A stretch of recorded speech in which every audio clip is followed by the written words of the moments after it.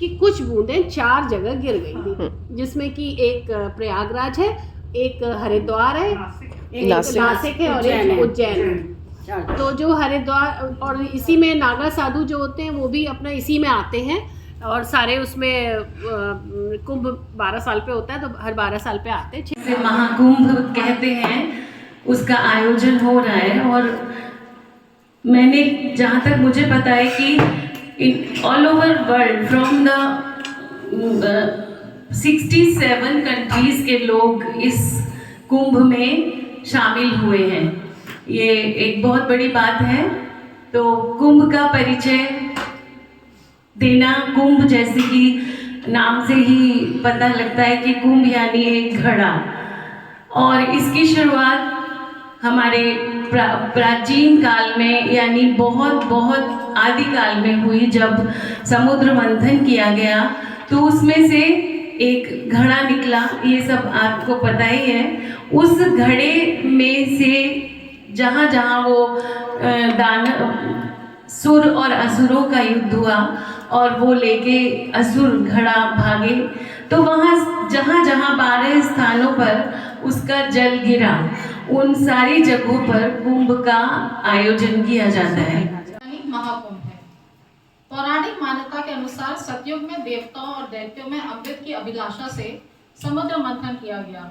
भगवान नारायण लोक कल्याण के लिए मंदराचल पर्वत को अपने पीठ पर धारण कर समुद्र मंथन में ज्योग्राफिकल कंडीशंस देखी जाए तो वही है कि जुपिटर एक्चुअली लेता है पूरे 12 इयर्स, इसलिए 12 साल बाद ही कुंभ आता है, महाकुंभ। और हर 12 साल में एक ऐसे ये कुंभ का आयोजन स्नान, जिसमें कि जितने भी ऋषि मुनि नागा, जितने भी धार्मिक अच्छे लोग होते हैं, महापुरुष साधु सन्यासी, ये सब आएंगे और अपने अपने पुण्यों के साथ आएंगे और फिर वापस इस धरती को फिर से पावन कर देंगे। हाँ, समुद्र मंथन में जो है धनवंतरी जो है को मतलब अमृत कलश निकला है तो धनवंतरी को दिया गया, धनवंतरी ही लेके गए।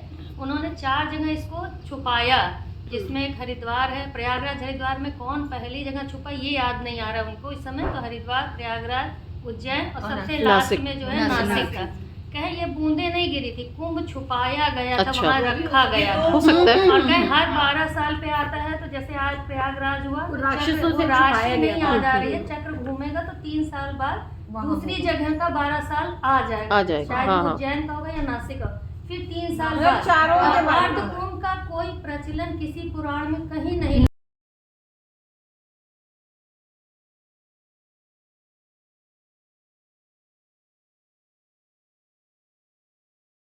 ये निकलने शुरू हुए तो इनको थोड़ी सी एंजाइटी होने लगी कि उनके तो निकल रहे हैं, मेरे नहीं निकल रहे हैं, क्या है।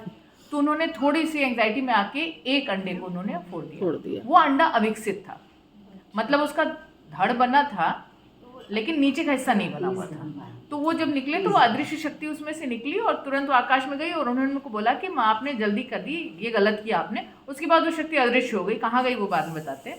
फिर उसके बाद से इन्होंने करा, धीरे धीरे इनके 100 पुत्र हो गए। और जब तक दूसरे अंडे से जो निकले, जो कि गरुड़ थे, और गरुड़ अजेय थे, गरुड़ की शक्ति इतनी थी कि देवता तक उनसे हार गए थे।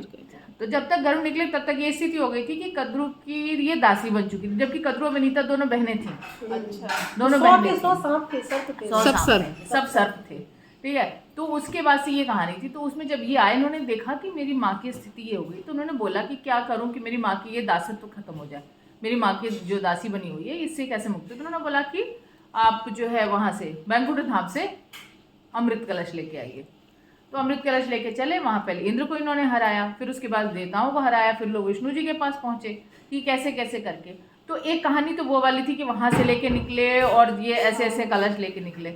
दूसरे समुद्र मंथन वाली कथा है, इसीलिए देखिए वो जो कहा जाता है ना, जब सब बूंद गिरी तो कुश पे गिरा, तो कुश सर्पों ने चाटा तो वो जबान उनकी दो हो गई। तो महाभारत में जो कथा है वो यही है, जो महाभारत में एक किताब में जो कथा रिलेटेड है, बहुत रिलेटेड है।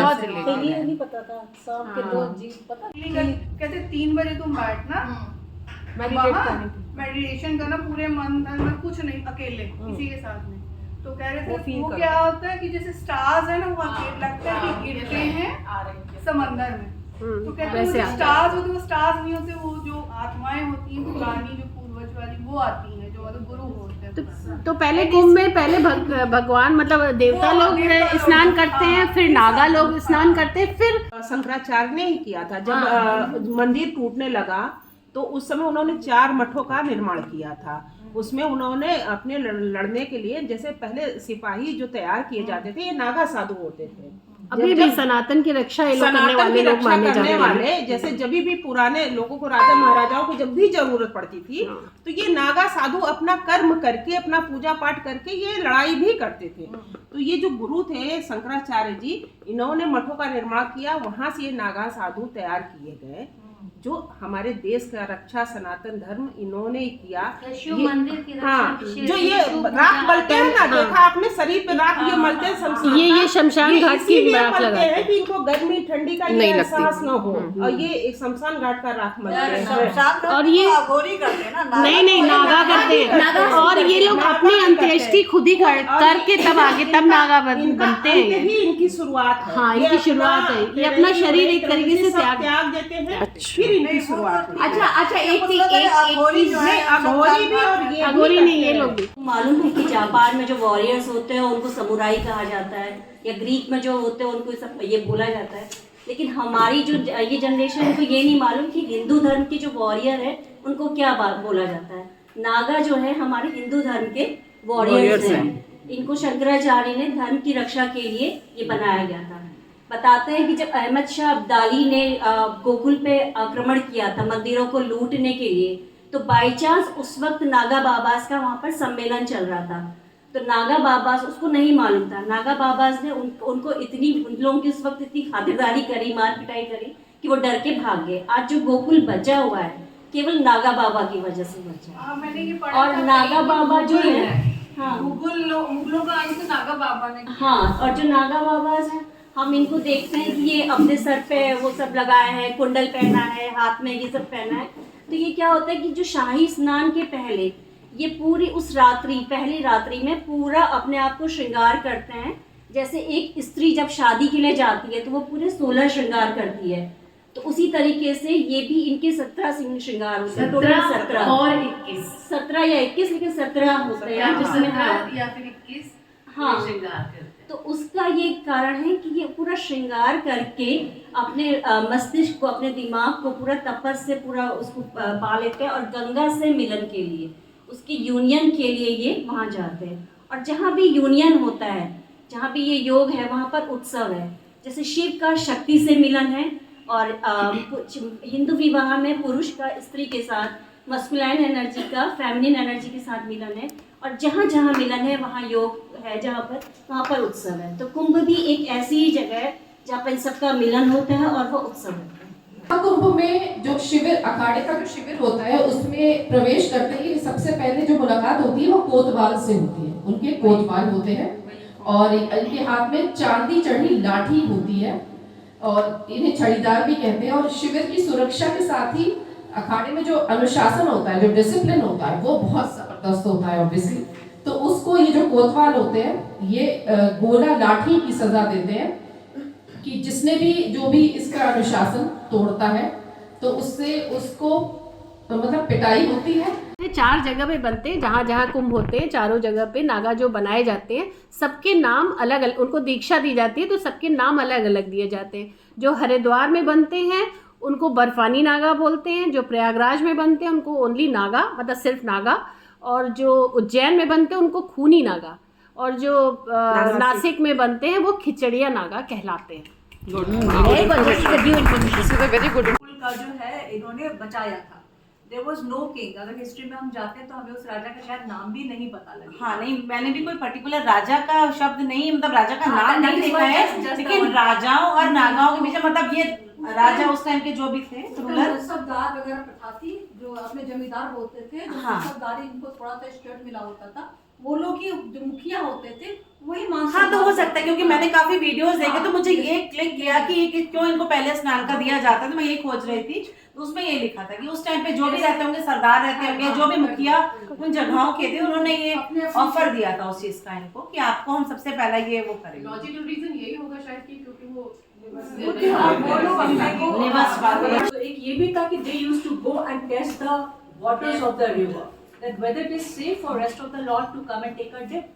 तो ये भी कारण था कि वो पहले जा करके किसी ने उसको शाही कहा, उन्होंने उसको अपना कर्तव्य समझा, तो बाकी सब लड़के थे की तरह थे, तो सैनिक की तरह पहले वो एक सुरक्षा भी निश्चित कर लेते थे कि है कि नहीं है। First thing they used to go, और वो जो आप लोग देखते हैं कि वो शमशान की भस्म लगाते हैं, that is their own tactic and the defence mechanism, कि इतने विकराल लगते हैं कि आप उसको नहीं करते। अगर आप नागा बनते हैं जी, निदान होते हैं वो 5 बार सर को ऐसे लपेट के जटाओं को पंचकेश जिसे कहते हैं, उनके श्रृंगार में ये भी और नागा, अगर आप लोग थोड़ा और शब्द के उस पे जाएं, I will not make it very morbid and boring conversation, so Naga means naag, it's connected to it. So if they are approachable, अगर आप चाहेंगे आप किसी 5 स्टार होटल में जाएंगे तो आपको लोग अप्रोचेबल दिखेंगे, आप उनसे बात आसानी से कर सकते हैं, आप उनको डांट भी लेंगे, but to be a warrior you have to be dreadful. So they are into शमशान की भस्म लपेटे हैं, अपना विकराल रूप बनाए कि 144 सालों बाद ये संयोग आया है, तो बिल्कुल जो ज्योतिषीय जो स्थिति है इसकी इस समय, बिल्कुल वैसे जो हमारे 4 मेन ग्रह हैं, सूर्य, चंद्रमा, बृहस्पति और शनि, इन चारों की स्थिति जो है इस समय बिल्कुल वैसी ही है जैसी समुद्र मंथन के टाइम पे हुई थी। तो जो सूर्य है वो अपनी मित्र राशि जो है मकर राशि में प्रवेश कर रहे हैं, और बृहस्पति जो है अपनी मित्र राशि वृषभ राशि में प्रवेश कर रहे हैं, तो इनकी दृष्टि सूर्य पे भी पड़ेगी। तो इसीलिए ये जो 14 तारीख से स्टार्ट हुआ है, तो 14 तारीख का दिन जो है बहुत ही शुभ था, और बिल्कुल वैसी ही परिस्थितियां हैं जैसी समुद्र मंथन के समय थी। तो इस बार जिसको भी मौका मिलता है जाने का, तो हम उस वाले जो उस समय जो वो थे ग्रहों की स्थिति थी, फिर आएगा, तो इसलिए इस बार ये बहुत ही करना भी नहीं चाहिए। और सूर्य, हाँ, और सूर्य और जो बृहस्पति है, बृहस्पति जैसा हम सभी जानते हैं कि बहुत ही पावरफुल ग्रह, गुरुदेव है हमारे, वो जिसके भी स्वामी होते हैं उनका उद्धार कर देते हैं, और सूर्य तो राजा ही है, तो उनकी दृष्टि जिसके ऊपर पड़ जाए फिर क्या ही कहने। तो दोनों एक दूसरे को देख रहे हैं, तो ज्योतिषीय दृष्टिकोण के अकॉर्डिंगली भी इस बार का जो महाकुंभ है बहुत ही पवित्र है, तो इसलिए जिसको मौका लगे तो पहले लोग जाते थे, हम सुनते आ रहे हैं कि मतलब अगर कुंभ आ रहा है, चाहे 60 साल का बूढ़ा, 70 साल का बूढ़ा तैयार बैठा हुआ है, जाना है। और अब तो सुविधाएं बहुत हैं, सुरक्षा भी बहुत है, सिक्योरिटी बहुत है, कम से 2 बार पिछली बार से बहुत अच्छा हो रहा है। अब हमारे लिए जो आनंद की बात आती है, जो हम सुनते आ रहे हैं, जाना है, कंबल बांधा, चादर बांधे, कपड़े बांधे, एक पोटली में खिचड़ी बांधी, घी बांधा, नमक बांधा। देखो असली कुंभ का मजा है, वो तो हो गया, नागा वागा जो कर रहे हैं, आओ जिसमें जीना है वहां पहुंचे, ढूंढे 4, 5, 8, 10 लोग तो जाते थे, इकट्ठा किया, ईटा इकट्ठा किया, चूल्हा बनाया, लकड़ी बटोरी, जलाई, बटोई चढ़ाई, खिचड़ी चढ़ाई। असली वही है, ग्रस्तों के लिए वही है, ग्रस्तों के लिए बात करो, हम लोग ग्रस्त वाले हैं। अब भैया खिचड़ी बनी, खिचड़ी खाई, सामने गंगा जी पहुंचे, नहाए ठंडे ठंडे को, कुछ ऐसा था बिल्कुल भाई है। तो रहता क्या है, pure consciousness, pure form of you, pure form of human being, तो डेफिनेटली ही और शी वुड बिकम ब्यूटीफुल। और 4 जगह पे बनते हैं, जहाँ जहाँ कुंभ होते हैं, चारों जगह पे नागा जो बनाए जाते हैं, सबके नाम अलग अलग, उनको दीक्षा दी जाती है, तो सबके नाम अलग अलग दिए जाते हैं। जो हरिद्वार में बनते हैं उनको बर्फानी नागा बोलते हैं, जो प्रयागराज में बनते हैं उनको ओनली नागा, मतलब सिर्फ नागा, और जो उज्जैन में बनते हैं उनको खूनी नागा, और जो नासिक में बनते हैं वो खिचड़िया नागा कहलाते हैं। है ना, और वो रहती है उनके लिए काफी कुछ उल्टा सीधा भी लोग लिखते हैं, उनको कोई फर्क नहीं पड़ता, उनको कोई फर्क नहीं पड़ता है। और I mean she is a young lady, उनको देख के ऐसा लगता है, और उनको मिलती है, और वो पूजा करके उसको मंत्र से जप करके ही लगाते हैं, उससे मतलब उनको जाड़ा नहीं लगता है। उनका ये भी मानना है कि जो हम लगाते हैं बस ये हमारा वस्त्र है एक तरीके का, जो हमको बाहर के एनवायरनमेंट से प्रोटेक्ट करता है, जाड़े से प्रोटेक्ट करता है, और हमारी गर्मी से भी और ठंडा रखता है गर्मी में, वो उसी तरीके से उससे। और उन लोग जो है अपने ही चीज़ों में खाना खाते हैं, किसी का दिया हुआ भी नहीं खाते हैं जल्दी, तो बहुत ही उससे रहते हैं, इतनी साधना से रहते हैं और नियम से रहते हैं। और जो ये पिंडदान की बात है, ये अपना जब पिंडदान कर लेते हैं, पहले तो वो अपने परिवार को छोड़ते हैं कुछ सालों तक। उनको एंट्री लेने के लिए पहले परिवार को छोड़ना होता है, फिर परिवार को छोड़ने के बाद फिर उनसे तपस्या कराई जाती है कि इतनी देर तक ये मेडिटेशन और पूजा कर पाएंगे। जब वो चीज़ पार करते हैं तब फिर वो उनको गंजा करके उनसे उनका पिंडदान कराया जाता है। वो लास्ट स्टेज के बाद फिर उनको जो है गुरु जो है मंत्र देते हैं। वो 12 साल के लिए उनको ब्रह्मचारी बन के रहना पड़ता है। पहले जब वो रजिस्टर कराना चाहते हैं आकर के कि हम नागर साधु बनना चाहते हैं, तो उनकी पहली दीक्षा सबसे पहले शुरू होती है पिंडदान से। उसके बाद में पिंडदान के बाद में उनको 12 साल कहा जाता है कि आप 12 साल आपको ब्रह्मचर्य का पालन करना है। उसके बाद उसकी पूरी मॉनिटरिंग होती है उनको अखाड़ों में रख करके, और उसके बाद में जब वो फुलफिल कर लेते हैं उस चीज़ को 12 साल रहने के बाद में, तब उनको जो भी कुंभ पड़ रहा होता है उस कमिंग कुंभ में ला करके तब उनको सिर मुंडा करके जो भी उनकी मतलब दीक्षा उनकी जो भी प्रॉपर तरीके से शुरू होती है, और फिर उनको छोड़ दिया जाता है कि आप तपस्या का मार्ग अपनाएं जो आपका ता जिंदगी चलेगा, आपको ये नहीं। और कुछ लोगों ने जैसे ऑब्जेक्शन भी किया, हम वीडियोस भी देखे हमने, कि लोग कह रहे हैं कि ये तो नागा साधु हैं और ये आग जला करके बैठे हुए हैं, इनको तो कुछ भी नहीं चाहिए होता है। तो इनका सबसे बड़ा ये है कि ये शिव और अग्नि के उपासक होते हैं। तो ये कहते हैं अग्नि जलाए बगैर हमारी कोई भी साधना कंप्लीट नहीं होती है। तो अग्नि से ही लोग कहते हैं कि आप इसमें खाना भी बना लेते हैं इसमें, तो बोले ये हमारे लिए हमारे पूज्य हैं। तो शंकर जी को जितना वो आस्था मानते हैं, शंकर जी को अपना भक्त होते हैं वो लोग, तो वो भस्म लगाना, उस तरीके से रहना, और बिल्कुल भी मतलब एक अपने इच्छा शक्ति के ही उस पर रहते हैं। वो इनको जैसा जो मन करेगा वही करेंगे, किसी के कहने पे कुछ नहीं करते। तो ये अग्नि में ही अपना खाना बनाते हैं और अग्नि के ही उपासक होते हैं, इसलिए इनका खाना पीना भी उसी में होता है। एक और बात है कि जब इनको ट्रेनिंग दी जाती है तो उसके बाद उसमें इनको 7 घरों में ही भिक्षा मांगनी होती है। अगर 7 घरों में से इनको कहीं से कुछ नहीं मिलता है तो उस दिन भूखे ही सोना पड़ता है। संगम का मिलन है, जो संगम है वो ही लोग नहाने जाते हैं। और ये जो महाकुंभ पड़ा है ये 144 साल बाद, और वो ममता जो कह रही है कि मतलब ज्योतिष लोग उसको बहुत अच्छा मान रहे हैं, तो मेरा ये मानना है कि इस बार ना हमारे पूर्वज देखे हैं 2-3 पीढ़ी, ना हमारे आने वाले बच्चों के लोग देख पाएंगे। तो जितना हो सके अपने बिग फैमिली लास्ट में जरूर जाना है। लकी बहुत बच्चे की लकी है, तो ये कोशिश करना चाहिए बिग फैमिली वहाँ जाके गंगा में स्नान जरूर करना चाहिए। बस नासिक, प्रयागराज, तो ये ग्रहों की स्थिति के अनुसार होता है। मतलब इस बार प्रयागराज में ही क्यों हुआ, हरिद्वार में ही क्यों हुआ है ये, या वहाँ क्यों है, ये ज्योतिषी लोग ग्रहों की स्थिति के अनुसार बताते हैं। तो ये तो मतलब बहुत बड़ा विवरण है। तो कुंभ राशि में बृहस्पति का प्रवेश होने पे और ये हरिद्वार में जाता है, और अगर मेष राशि बृहस्पति और सूर्य चंद्र ये प्रयागराज में जाता है। और मतलब ये राशियों के अनुसार इनका जो चक्र होता है उसके अनुसार कुंभ जो है वो कभी नासिक, कभी उज्जैन, या ग्रहों की दशाओं पे डिपेंड करता है कि कहाँ पड़ेगा ये। और एक कारण और बोलते हैं कि सूर्य में बहुत बड़ा विस्फोट होता है। जब ये कुंभ लगता है तो सूर्य में भी बहुत बड़ा चेंज होता है। पर ये मतलब विस्फोट, हाँ, ये लिखा है कि कुंभ मेले के आयोजन के पीछे बहुत बड़ा विज्ञान है। जब इस मेले के आयोजन की शुरुआत होती है सूर्य पर हो रहे विस्फोट बढ़ जाते हैं और इसका असर धरती पर भयानक रूप में होता है। देखा गया है प्रत्येक 11 से 12 वर्ष के बीच सूर्य पर परिवर्तन होते हैं। संभवतः प्राचीन ऋषि इस बात को जानते थे, तभी इस आयोजन करके इस बात के संकेत दिए जाते हैं। और ये जो है इनकी ग्रहों की स्थिति के अनुसार सब चेंजेस होते हैं। हाँ, इसमें है जब बृहस्पति कुंभ राशि में प्रवेश करते हैं और सूर्य मेष राशि में होता है तो हरिद्वार में कुंभ महोत्सव आयोजित किया जाता है। और जो हरिद्वार में वो जो अमृत की बूंद गिरी थी वो ब्रह्मकुंड में गिरी थी। उज्जैन में शिप्रा नदी के किनारे ही गिरी थी, और नासिक में गोदावरी नदी के तट पर। तो यही 4 नदियां हैं, एक शिप्रा है और एक इसमें शिप्रा है, 2 नदियां हैं ना, शिप्रा और एक शिप्रा बोलते हैं, वही क्षत्रिय वाला शाह और शल्य वाला, 2 नदी हो गई, और एक गोदावरी हो गई, एक अपनी। ये भी इफेक्ट पड़ा है कि जैसे कसार देवी में एक वाइब्स हैं जो कहते हैं मेडिटेशन के लिए बहुत अच्छी होती है। हाँ, तो कुंभ के दौरान इक्वेटर के आसपास हैं ये सारे शहर, नासिक, वाराणसी, हाँ, और इनसे आपका वो 33 डिग्री एंगल पे होते हैं और उससे आपके मेडिटेशन के लिए बहुत अच्छा ऑरा और वो सब जनरेट होता है, इसलिए भी कुंभ का ये है।